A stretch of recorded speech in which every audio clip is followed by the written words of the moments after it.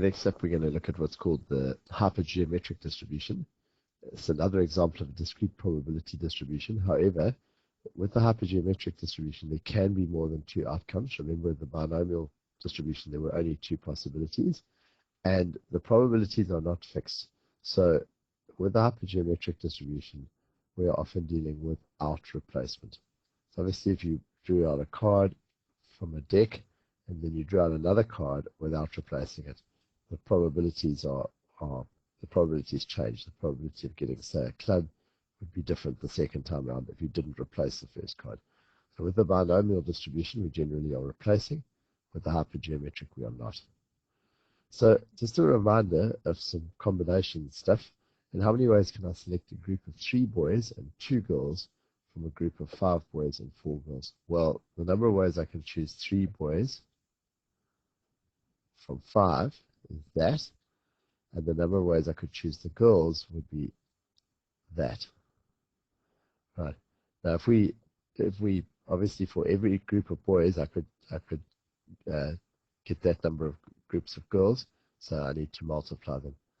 And if we just bring our calculator in, 5 combination 3, I remember is 10, and 4 combination 2, I think might be 15, but let's just check.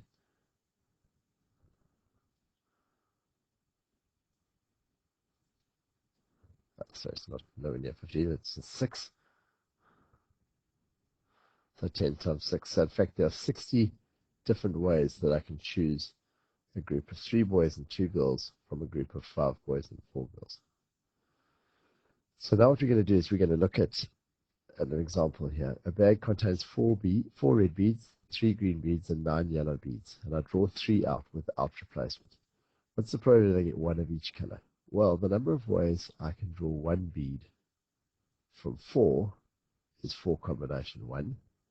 The number of ways I can draw 1 green bead from 3 is 3 combination 1. The number of ways I can draw 1 yellow bead from 9 is 1 combination 9. So that's the number of ways I can get a red bead, a green bead, and a yellow bead, divided by the total number of ways I can choose 3 beads from 16 beads. And this will be the answer, right? Just a quick kind of recap of why that is. This is the number of ways I can get a red, a green, and a yellow, and this is the total number of ways. Notice that these numbers on the top here, 4, 7, 16, add to that number, and these numbers here add to that number. It always works like that with the hypergeometric distribution. So let's get our calculator back. The numbers on the top are just 4, 3, and 9. So it's just going to be 4 times 3 times 9.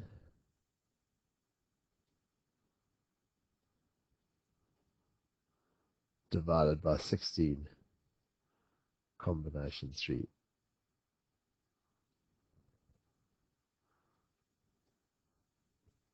It's about 19%. Each time we're going to have 16 combination 3. I'm just going to work that number out so we've got it. 16 combination 3, 560.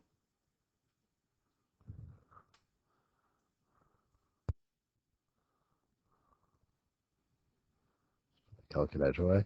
So this one, the probability of 2 yellows and a green. Well, I want 2 yellows out of 9, and I want 1 green out of 3. And I don't need to write this bit because this is just going to be 1. And I want no red beads out of 4. And remember, this will be out of 16 combination 3. Or 560 as we worked it out just now. So that'll be the answer to that one. The difference between 2 yellows and a green and 2 yellows and then a green, this one is actually in that order. So the probability of getting a yellow bead first up would be 9 out of 16.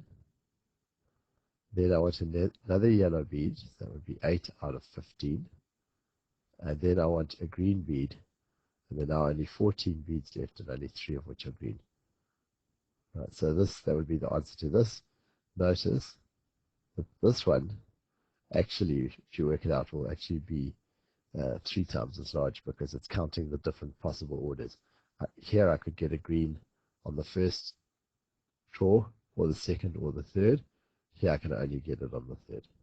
The probability of at least one yellow, 1 minus the probability of no yellows.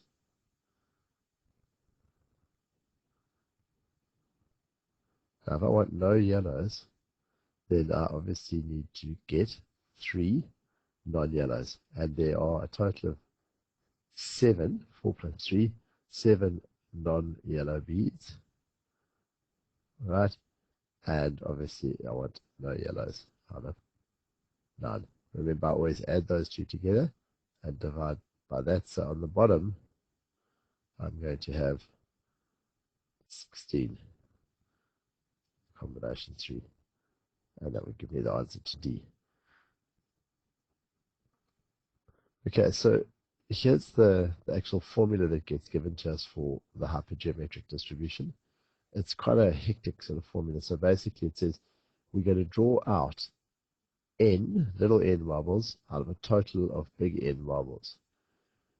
P of the marbles are white, for example, and I want R white marbles. Now, if I want R white marbles, then I need little n minus R, that's the number that I'm drawing out, the balance of the number that I'm drawing out, to be non-white, out of a big N minus P, which is the total number of non-white beads.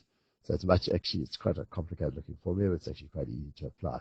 Let's just do one more example. I draw 5 cards from a well-shuffled pack without replacement. Write down the probability distribution for the number of aces. Well, remember you use a big variable here and then little variables. So last time we used X, this time we're using R. It's exactly the same idea. All right, if I want to get little r aces out of 4, and I'm drawing 5 cards, then I need to get 5 minus r non-aces. Now, in a pack of cards, if there are 4 aces, then there are 48 non-aces. Right? Over 52 combination 5.